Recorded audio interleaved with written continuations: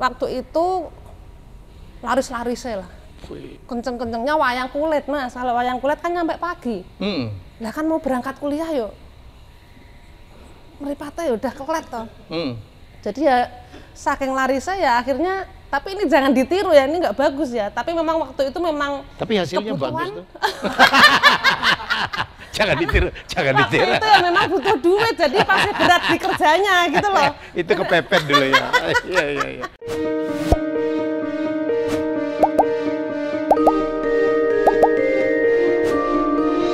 Ya, masih dalam perjalanan saya ke Jogja. Saya sekarang ke ini tempatnya wong sugih. Wah, amin. Iyalah, Mbak. Amin ya. Amin. Supaya lebih sugih lagi. Ya, karena kalau saya dibilang orang sugih, dibilang sultan, dibilang semua saya aminin. Karena itu doa toh. Iya toh. Dan udah sebagian udah terkabul itu doa. Amin. Dan makin banyak Mae bisa nolong orang ya. Amin. Makanya ya. Pendopo ini namanya Pendopo Tulungo. Tulungo itu dari kata pitulungan. Pitulungan itu adalah pertolongan. Nah, aku ambil angka dari 789. Aku ambil tengahnya Tulungo dengan harapan tempat ini bisa menolong orang, dan saya juga butuh pertolongan dari teman-teman atau dari orang luar yang akhirnya kita bisa saling tolong-menolong lah. Berinteraksi lah. Jadi dipakai untuk macam-macam ya, Pak? Hajatan, ya apa aja. Asal pengertian lah gitu ya. Jadi bisa dipakai kalau misalnya sekolahan atau teman-teman seniman yang belum ada ruang untuk latihan, karena kan kalau teman-teman kalau latihan, dulu saya proses latihan itu kan suka nunut tempat ke rumah siapa ya yang bisa buat latihan gitu, yang mengikhlaskan dulu ya. Jadi nah sekarang tuh saking banyaknya teman-teman pekerja seni, jadi ruangnya yang kurang, wadahnya yang kurang, jadi ya pakailah ini kalau untuk latihan. Kalau anak-anak kan suka ujian, entah itu koreografer tari, entah itu semua di sini. Enggak, maksudnya aku memberi peluang untuk itu. Jadi yang mau ya silakan monggo. Termasuk ada studio situ ya. Aku tadi lewat, begitu ditanya ini punya Mae, habis gitarnya. Luar biasa. Karena gayanya gitu Mas, jadi kabar apa-apa tuh semua punya saya. Akhirnya saya dikejar sama pajak loh. Makanya saya aminin semoga punya saya beneran gitu. Oke, Mae, jadi seneng banget saya baca biografinya perjalanan Mae. Itu saya bingung, ini penyanyi apa sebenarnya? Sinden iya. Hip hop juga pernah toh ya? Pernah. Dangdutan juga, koplo juga, rocker juga iya. Sebenarnya apa sih dirimu itu? Saya juga nggak tahu, aku ini bangsa apa ya. Ya karena kan kalau aku kan yang pertama karena suka seni. Jadi saya nggak mau dasarnya. Jadi saya nggak mau milih-milih. Karena bagi saya semua seni itu sama. Dan sebisa mungkin semua seni itu harus aku cicipi. Harus aku rasain semua. Jadi kalau aku mencoba hal baru yang bukan jurusanku, itu aku seneng. Untuk hasil bisa apa enggak, bagus apa enggak itu belakangan. Yang penting aku nyoba. Gitu. Dan kalau nggak nyoba kan kita nggak akan bisa kan. Ya, jadi aku nggak bisa, terserah orang mau nyebut aku ini sinden atau aku nggak peduli. Monggo terserah, bebas. Yang penting aku ini pekerja seni. Jadi seni apa aja yang saya geluti, syukur-syukur bisa menghasilkan uang, ya saya jalani gitu. Karena awalnya memang dasarnya senang seni. Sinden toh ya? Sebenarnya SD SMP itu kan saya kan dari Pati tuh aslinya. Ya. Di Desa Banyutowo, Kecamatan Dukusti, Kabupaten Pati itu pinggir pantai. SD SMP tuh saya suka dangdutan, gambus. Kalau dulu orkes Melayu tuh di sana tuh namanya gambus. Tahu Kasidan tuh ya? Bukan. Oh gitu, orkes beda. Melayu, panggungan yang di lapangan tuh. Itu jenenge namanya gambus. Jenenge gambus kalau di kampung tuh gambus itu ya, yang alat yang kayak kosidahan itu. Kasidahan untuk yang alat dari Arab itu. Ya. Ini bukan. Bukan. Jadi dangdut sama nari. Sama nari, terus belum kenal karawitan tuh aku. Karena kan di Pati kan waktu itu pengalaman untuk apa ya, belajar seni tuh nggak ada. Kebetulan tanteku tinggal di Jogja, dia pelatih pengajar tari di Pak Bagong. Kebetulan juga menantunya adiknya Pak Bagong juga. Sekolahnya yo Jawa lah. Kan kowe iso nari gitu. Awalnya nari justru? Nari, sama nyanyi. Berangkat ke Jogja, mau sekolah ke SMKI, jurusan tari habis, karena peminatnya lebih banyak. SMK itu yang kejuruan karawitan ya? Iya, sekarang SMK Negeri 1. Negeri 1? Namanya, ya. Oke, terus? Ambil jurusan tari rencananya. Peminat tari itu lebih banyak dibanding jurusan-jurusan yang lain. Yang sisa itu tinggal karawitan sama teater. Sama pedalangan, itu peminatnya sepi, kecil tuh. Lagi aku nggak ngerti kabeh, Mas. Karawitan ke opo, teater opo, pedalangan opo. Nah, saking gobloknya karena dari kampung, tiap hari cuman ngulek-ulek ikan, ya seni ya cuman untuk ini aja. Aku ngikut wae bule, saya bilang gitu. Saya nggak tahu. Akhirnya bule memutuskan karawitan aja lah, yang ada hubungannya dengan tari. Jadi kamu bisa ngiringi tari, bisa sambil melihat. Nanti belajar tarinya di Sanggar. Tahun depan pindah ke tari. Gitu. Ya wes lah ngikut aja. Setahun mau pindah tari, saya udah nyaman dengan karawitan. Ternyata. Toh juga tarinya saya udah belajar di Sanggar. Lalu ngapain? Nah, ini enak nih dua-duanya jalan gitu. Akhirnya lanjutlah sampai kuliah jurusan karawitan. Tapi nggak selesai ya, sampai semester 6 mau KKN tuh saya cabut dari ISI. Oh, dari ISI? Iya. Oh, jadi kan nyambung dari ISI, dari SMKI dari ke ISI. ISI pun karawitan juga? Iya, karawitan juga. Nah, itu nggak sampai selesai semester 6 karena waktu itu laris-larisnya lah. Kenceng-kencengnya wayang kulit, Mas. Kalau wayang kulit kan nyampe pagi. Lah kan mau berangkat kuliah yuk. Meripatnya ya udah kelet toh. Jadi ya saking larisnya ya akhirnya, tapi ini jangan ditiru ya, ini nggak bagus ya. Tapi memang waktu itu memang tapi hasilnya bagus tuh. Jangan ditiru. Waktu itu ya memang butuh duit, jadi pasti berat di kerjanya gitu loh. Itu kepepet dulu ya. Iya. Terus. Gitu. Ya dari situlah akhirnya aku banyak diperkenalkan bule ke beberapa komunitas, dimasuk-masukin lah, dititip-titipin. Alhamdulillah banyak senior Jogja yang rangkul, yang di ketoprak, terus ada akapela Mataraman, ada hip hop, terus ada macam-macam lah, semua campur sari, wayang kulit, terus apa mana ya? Ngerok juga kedengar. Ya, pokoknya apa aja? Saya tuh maunya kalau penonton teriak apa, tuh saya ladeni. Gitu karena itu dari dulu tuh. Karena kan awalnya kan ada dulu kan kalau saya sepanggung sama penyanyi-penyanyi dangdut kan cantik-cantik, seksi-seksi. Sedangkan saya kalau di panggung tuh pakai kebayaan. Lagunya langgam. Ya nggak menarik toh buat penonton.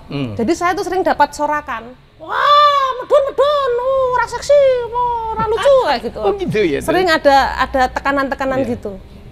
Cuman saya nggak mau yang terus berpakaian seksi. Karena yang berpakaian seksi itu kan yang paling mudah untuk dapat sambutan kan. Baru naik, suaranya bosok, baru naik, gitu kan. Tapi saya nggak mau.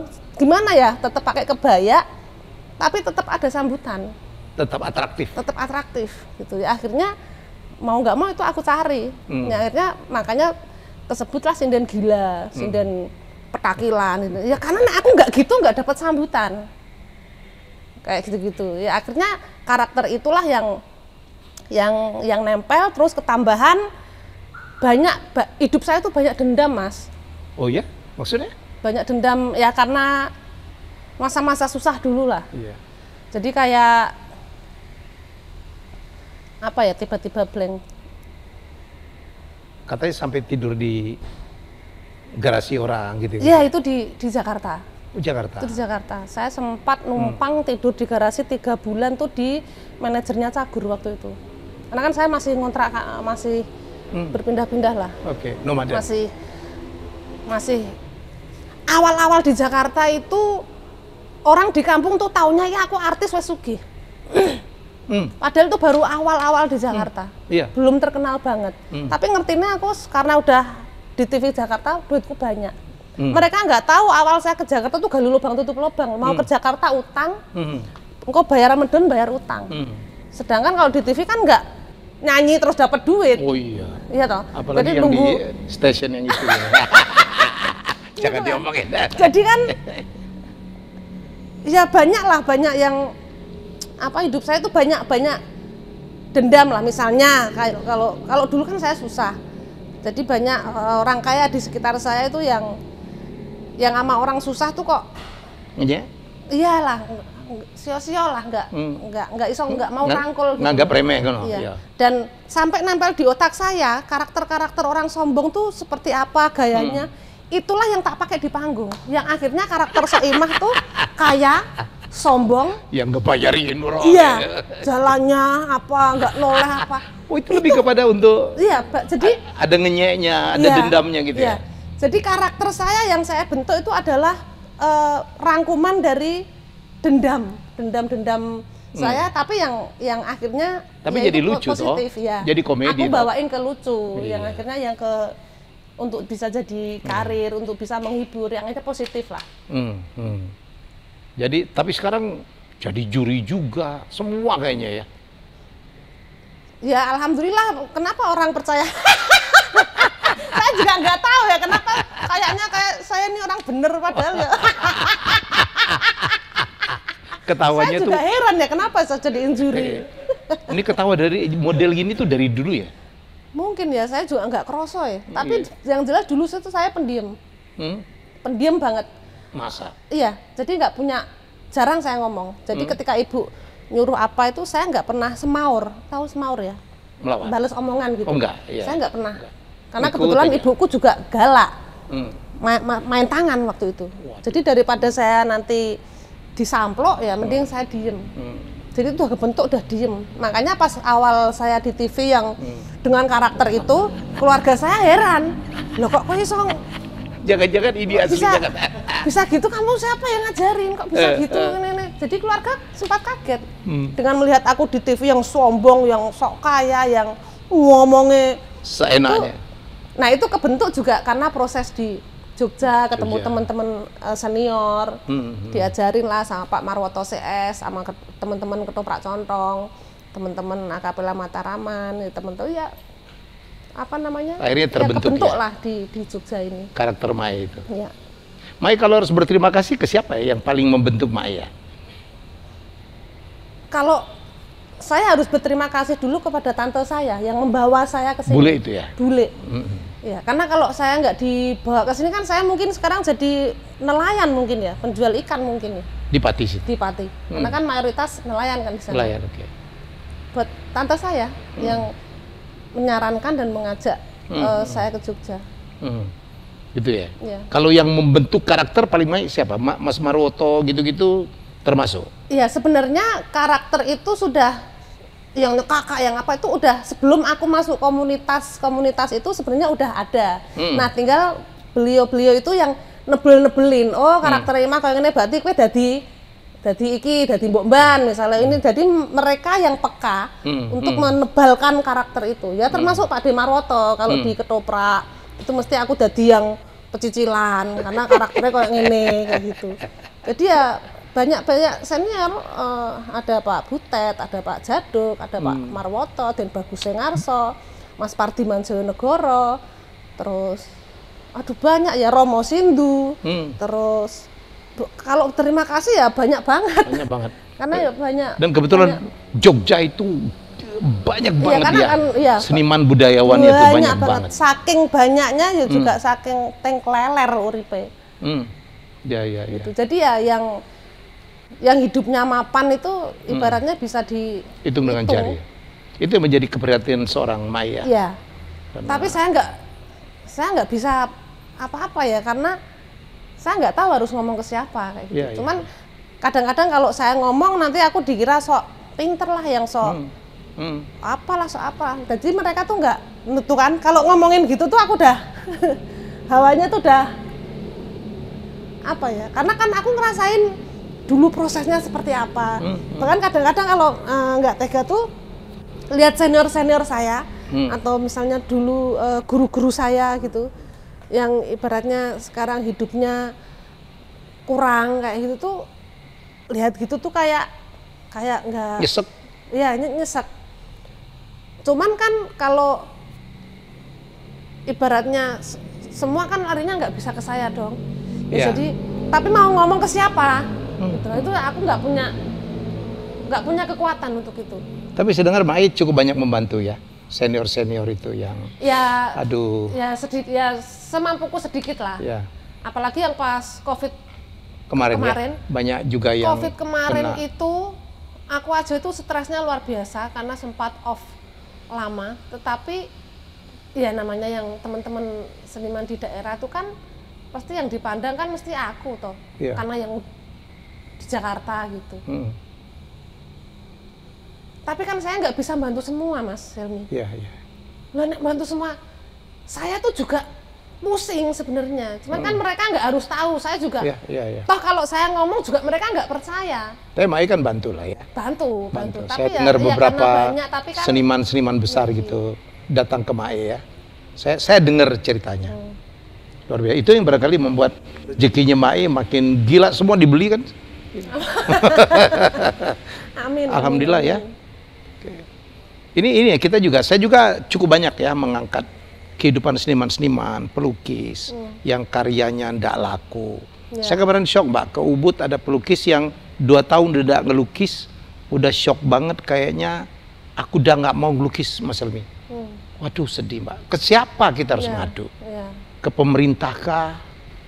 Semua nggak ngerti saya. Ya jangankan mereka ya seniman-seniman yang ibaratnya nggak masuk di dunia industri, yang nggak masuk, yang nggak di Jakarta lah, yang nggak tiap hari tampil di TV lah. Saya aja yang apa ya, yang ibaratnya yang mau gitu aja bingung loh. Saya mau ke siapa ya? Ke siapa ya, benar. Itu bukan untuk saya loh, tapi buat teman-teman. Jadi saya mau gitu tuh bukan untuk saya, buat teman-teman. Nah apalagi mereka, jadi mesti mereka pasti lebih bingung. Saya dengar ada dalang jual gamelan ya Mbak. Siapa koreografer, nggak ada kerjaan, orang-orang panggung. Ya IO loh Mbak. Berhenti semua pemain-pemain band, kafe. Nggak usah jauh Mas. Lah saya kan kalau pulang ke Jogja kan mesti ketemu sama teman-teman. Ngadunya ke siapa? Curhatnya ke siapa? Ya ke saya lah. Makanya ini berdiri itu sebenarnya sebelum saya punya pendopo ini, saya sering dapat keluhan-keluhan macam-macam. Jadi saya tuh di otak saya tuh pengen lah punya tempat, apalah seiso ngumpul teman-teman. Makanya kemarin ini juga dipakai buat Hari Tari Sedunia juga di sini teman-teman. Di sini. Ya. Kayak gitu-gitu tuh kayak saya kembali ke zaman dulu, seneng ya proses, ada ruang, ada teman itu tuh kayak luar biasa. Kayak apa ya? Nggak tahu, mungkin karena dulu prosesku begitu ini jadi kayak bisa ngerasain gitu loh. Bisa membantu tuh senang. Kayak aku dulu, ini kayak aku dulu kayak gitu. Flashback. Kalau maaf ya Mas Helmi, kalau ngomongin gini tuh nggak bisa nahan. Ya, saya ngerasain Mbak, saya banyak juga mendapat kepaduan ya. Terutama saya kan pelelang lukisan ya, banyak sekali yang Mas tolonglah aku udah berapa bulan nggak punya uang gitu jual lukisan. Ya saya kadang-kadang yang itu ya saya bantulah. Itu juga aku juga sering itu ditawarin lukisan ya ada 1-2 lah, tapi ya saya juga nggak bisa ngasih harga tinggi. Justru yang sedih tuh di situ. Di situ ya. Karena kita tahu kadang-kadang dulu tuh harganya berapa. Iya. Aduh. Tapi ya memang waktu itu memang lagi banyak yang harus dibantu, jadi ya minimal bisa bantulah sampai jual kain, jarik tulis, batik, dijuali semua, ditawarin. Apa sih yang nggak ditawarin ke saya? Sertifikat tuh lo numpuk di fotokopi, sertifikat tuh numpuk di kamar, semua ditawarin ke saya. Mungkin mereka pikir wah, ya makanya aku aminin ya, lo sugih, amin. Supaya jadi bisa bantu. Semua ditawarin ke saya. Ya. Jadi Mai ini bukan karena masalah COVID ya. Jadi apapun, andaikan tidak ada COVID pun, saya pikir memang kita harus lebih menghargai para seniman, para budayawan kita. Dan satu-satu pergi loh Mai. Satu-satu pergi dan tidak ada gantinya. Nggak bisa. Mas Didi pergi, tidak ada yang ganti. Ini yang kita sedih. Jadi ke siapa? Saya barusan ngepodcast Mbak Waljina, Bu Waljina. Duh, 1.700 lagu dia udah rekam, 1 tok dapat royaltinya. Piye, betapa kita tidak menghargai. Padahal lagunya Waljina itu kan pasti ada orang episode hidupnya tuh yang pernah kena dengan lagunya beliau. Iyalah, pasti. Makanya kemarin juga sempat bahas juga itu sama Mbak Sujiwo Tejo itu. Bahas Bu Waljina, kebetulan juga beberapa kali sempat ketemu Bu Waljina juga. Sempat waktu itu di tim juga Bu Waljina sempat dibikinin konser itu juga seneng mongkok gitu, ada beberapa sumbangan kayak gitu-gitu. Ini Mas Didi Ninitowo ya. Mas Didi Ninitowo. Aduh, udah kemarin saya mau ketemu beliau, kebetulan saya satu manajemen dengan beliau, sakit. Itu orang gantinya tuh siapa? Nggak ada. Tapi nggak ada perhatian itu loh. Iya. Terus nyari gantinya nggak ono. Saya pernah ngomong dengan seorang, Mbak, melahirkan seniman itu jauh lebih sulit daripada melahirkan satu orang insinyur. Lebih sulit dari melahirkan satu orang dokter. Kalau itu kan udah jelas polanya, tinggal masuk sekolah ini praktek jadi. Melahirkan seniman kayak Soima itu 1 juta ndak 1 kali. Jadinya udah nggak pernah ada kali. Langka banget. Makanya di SMKI sekarang kan ada 5 kelas. Yang dulu cuman ada sekelas isinya paling ya 12, 15. Mereka cita-citanya pengen jadi Soimah semua. Saya bilang sama mereka, kan kebetulan pernah saya datanglah ke sekolahan ngasih sharing pengalaman. Ya bolehlah cita-cita pengen jadi seperti saya, cuman nggak semudah itu. Ya, ada proses panjang. Ada proses panjang dan itu prosesnya menurut saya perih. Bahkan kadang-kadang saya egois, Mas. Saya kadang-kadang kalau pas sendiri gitu, kadang-kadang saya merasa bahwa kok masa laluku, masa prosesku dulu itu kayaknya orang sedunia ini kayaknya aku paling berat prosesnya. Egois. Karena ya mau nggak tahu apa mungkin aku orangnya perasa atau mungkin perih bener prosesnya, saya nggak tahu. Jadi kadang-kadang melihat orang yang cerita aku gini, wah itu belum seberapa sama prosesku. Aku gini itu belum seberapa sama prosesku. Soimah lebih berat. Menurut saya. Jadi kadang-kadang saya egois bahwa masa laluku, kesedihanku itu kayaknya belum ada yang sama dengan aku. Karena apa? Biasanya orang punya cerita perih itu ya ibaratnya 1-2 adegan lah. Ini kayaknya dari adegan awal sampai akhir tuh kayaknya semua aku ada gitu. Aku dari SD sampai SMP, SD itu saya udah jadi rute saya itu mau dari apa ya ngomongnya. Jadi nelayan. Jadi SD itu saya udah mikul kayu, pikulan yang dipikul yang kanan kiri depan belakang itu. Ngangkat kayu itu. Pikulan. Ngangkat ikan. Es batu yang balok yang panjang itu. Belah 2 ngutang sampai rumah tangan beku, belum garmi ikan, belum ngasep ikan. Ini kasar coba di ini apa ya? Dulu ini hitam merah karena ngasep ikan. Jadi tiap hari, jadi nggak bisa hilang. Kalau sekolah tuh saya gini terus karena malu. Sampai kadang-kadang sekolah. Segitunya? Iya, malu loh Mas. Hitam coklat kena asap, ngasep ikan kan langsung dibalik dari kayu dari atas mowo geni itu kan. Nah itu tiap hari rutinitas. Itu pas bikin ikan asin itu ya? Kalau ikan asin kan dijemur. Ini di asap. Bawanya api toh? Api. Gitu. Dan pembakaran zaman dulu tuh kan nggak kayak yang sekarang. Bener-bener dari kayu, dari mowo. Dan itu tiap hari. Jadi jemur ikan itu jam 12 siang, pas panas-panasnya itu harus dibalik.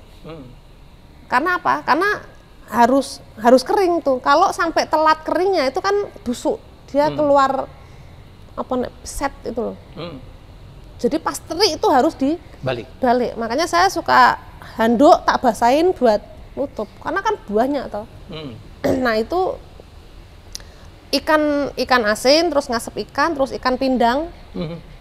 yang di kuali sama yang di keranjang-keranjang itu. Nah itu sebelum proses itu juga nyiapin barang-barangnya yang untuk pengolahan. Jadi pulang sekolah tuh sampai jam 1, jam 2 pagi gitu. Proses itunya. Sampai tiap hari. jam 2 pagi? Iya. Jam 3 bangun, ibu ke pasar, bantu ngangkutin itu ke pasar. Habis itu berantakan kan, karena barang-barang ikan udah ke pasar kan rumah berantakan, banyak bekas-bekas ini. Beres-beres rumah terus sampai terang terus berangkat sekolah.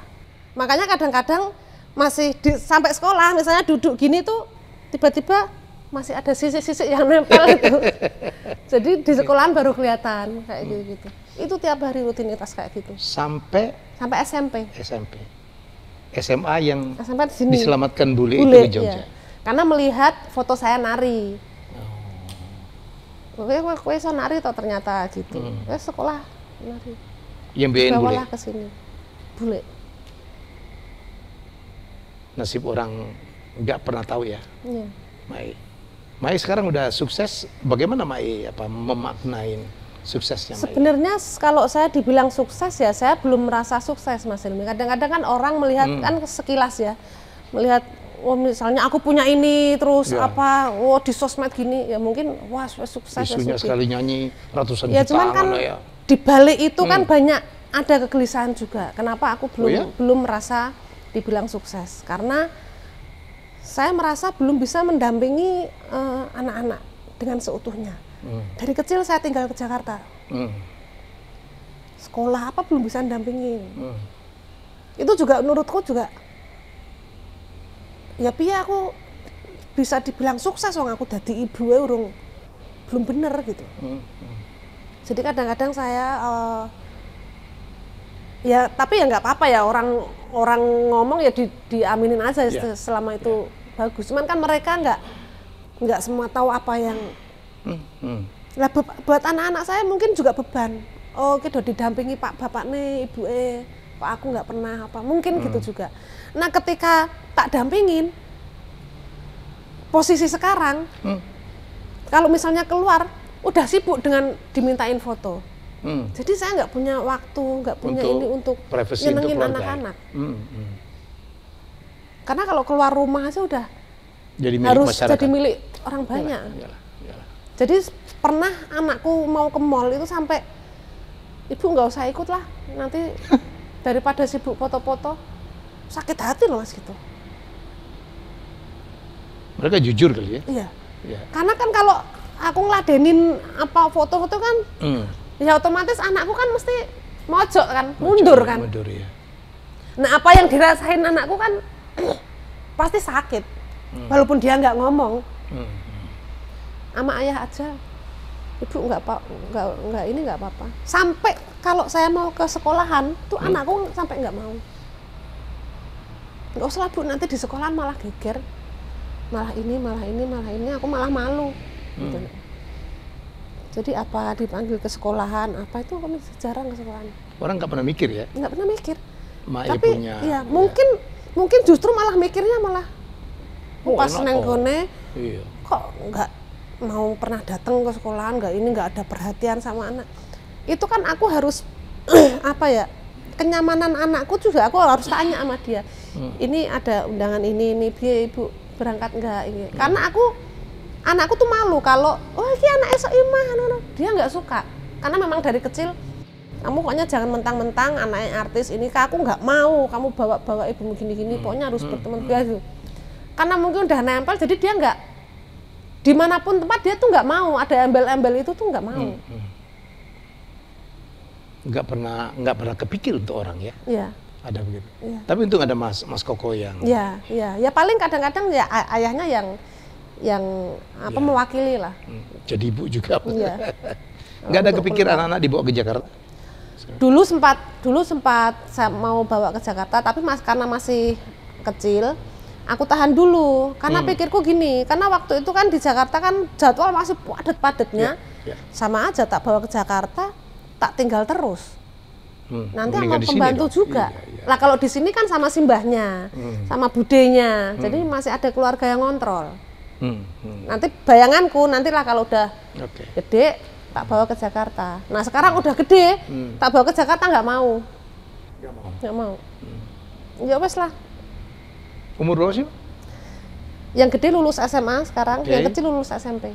Mereka kadang-kadang udah punya dunianya sendiri ya? Iya, sekarang apalagi cowok-cowok. Jadi ya udah punya dunia sendiri. Jadi ya sekarang malah aku mantenan terus sama bapaknya.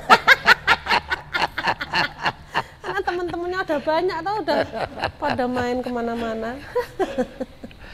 Gitu. Jadi hitungan sukses itu ya aku amini, aku syukuri tetap. Tapi yang namanya manusia kan kadang-kadang selalu ada yang kurang. Tapi saya nggak mau ngomong selalu ada yang kurang, enggak, semua udah disukupin. Cuman kan tetaplah ya naluri ibu tetaplah ada hal-hal yang Jadi yang jelas Mae itu menjadi apa ya, inspirasi banyak orang bahwa untuk sukses itu tidak harus artis ibu kota gitu ya. Yang bahasa Inggris jago gitu, yang kayak apa gitu. Jadi Mae itu apa ya, memberikan contoh ternyata dari kota Jogja gitu ya, dasarnya kesenian tradisi gitu ya, bisa sukses. Kok harus yang wah kayak apa gitu. Saya sering bilang kok, saya tuh bodoh, tapi saya punya tekad, saya ada, yang penting tuh saya kalau melakukan apa itu total.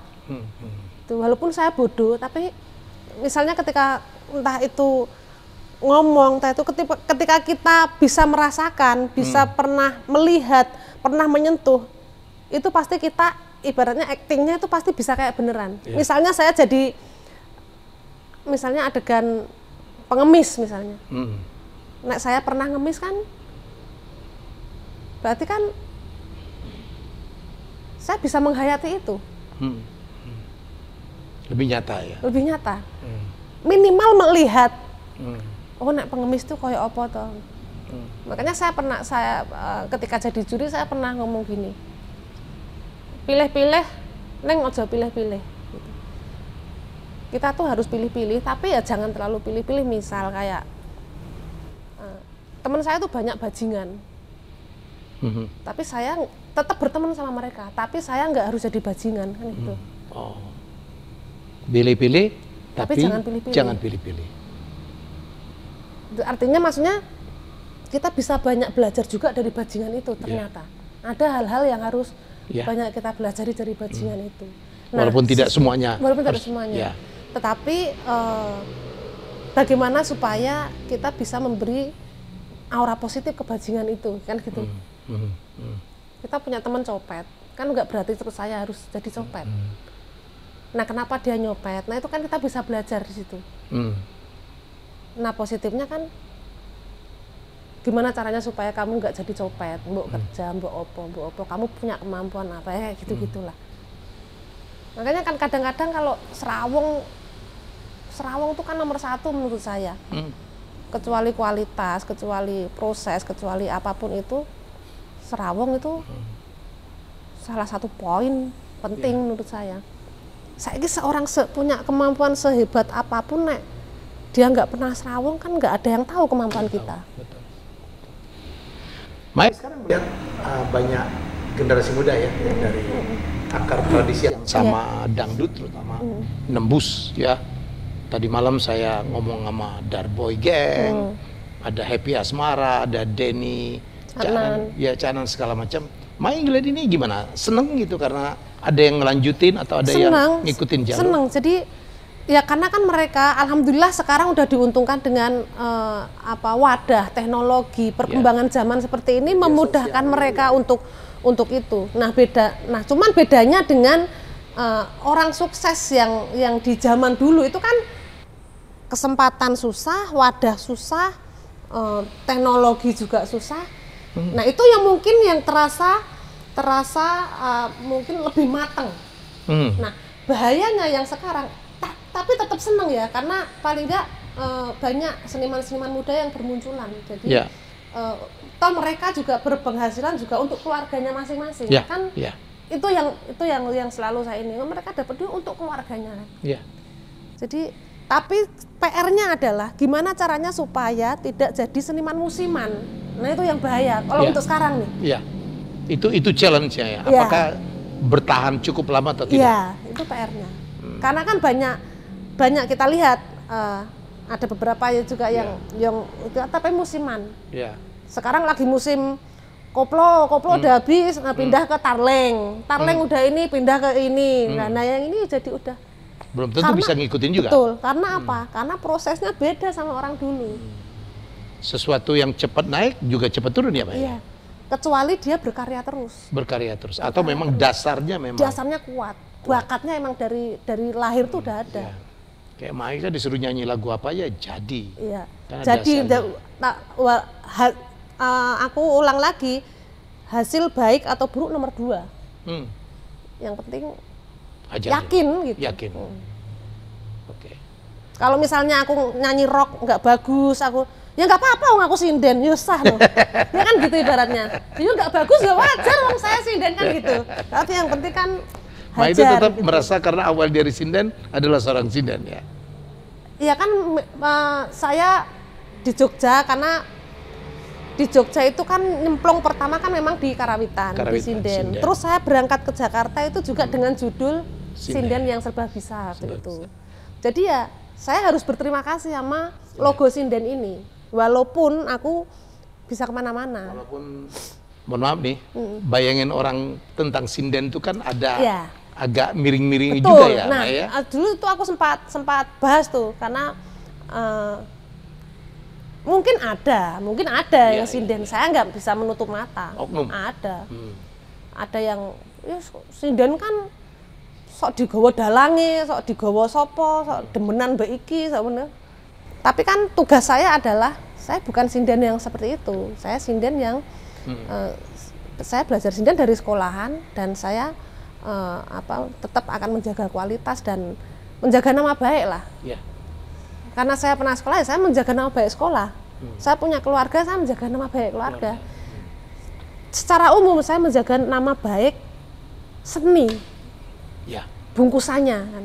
Dan menjaga nama baik profesi sinden juga dong? Iya. Nah saya bukan sinden yang seperti itu. Jadi makanya ke Jakarta itu benar-benar kerja keras saya. Sempat saya jadi omongan sinden-sinden senior yang di daerah. Karena dengan gaya saya yang petakilan, yang dulu kan belum ada, mas sekarang kan petakilan semua sindennya ya. Jadi dulu kan aneh ya? Iya, jadi aneh kan, maksudnya makanya saya kan terus langsung gitu kan, karena mungkin sesuatu yang beda kan. Sempat inilah digunjing lah mas sinden-sinden senior. Mungkin mereka berpikiran waktu itu saya ngerusak aturan sinden yang biasanya harus duduk anteng. Tapi nggak apa-apa. Yang pokoknya aku terus berprinsip bahwa orang semua harus tahu sinden, bahwa nggak semua sinden hanya bisa duduk, banyak sinden yang harus bisa ini. Pokoknya aku maunya yang positif-positif aja. Akhirnya aku buktikan lah sampai sekarang bahwa ternyata kan sekarang juga banyak yang pengen jadi sinden. Iya. Terus sindennya juga yang petakilan semua. Cuman pesan saya buat sinden-sinden yang apa ya? Yang sekarang membentuk karakter yang petakilan, yang apa joget, yang pas ya boleh aja, sah-sah aja, nggak ada masalah, tapi tetap dipertahankan attitude-nya, dipertahankan karyanya, terus dipertahankan maksudnya jangan terus ngawur gitu loh. Karena kan kadang-kadang kan ya karena prosesnya beda itu tadi, aku pesennya ya jangan sampai kebablasan juga, harus ada remnya gitu. Jadi kalau mau bertahan lama, mau sukses, karena pengenku kan harus ada generasi penerus loh mas. Dan karakter penting banget Mbak ya, disiplin, hormat disiplin, kepada waktu, senior, tanggung jawab, komit, punya sikap. Iya. Pilihan itu juga. Pilihan.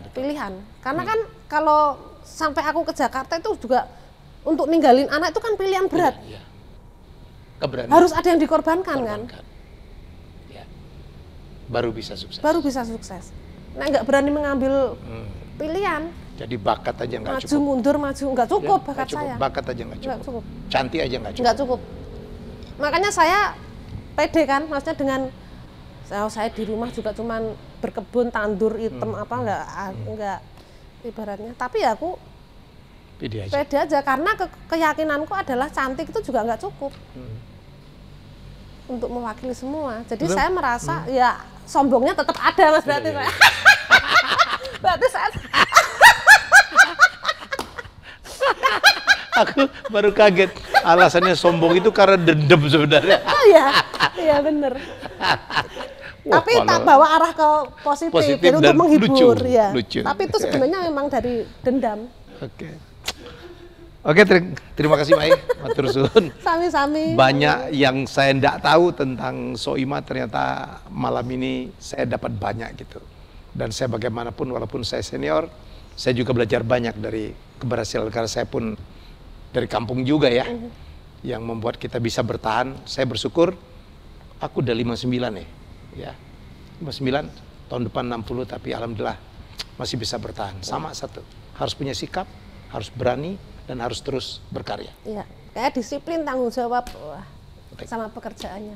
Baik, itulah obrolan saya dengan Mae ya di tempatnya yang luar biasa ini. Ya semoga kita mendapatkan banyak sekali inspirasi. Kita jumpa lagi dengan tamu saya selanjutnya. Bye-bye. Sun bye. Terima kasih sudah menonton Helmia Bicara. Jangan lupa untuk like, comment, share, dan subscribe.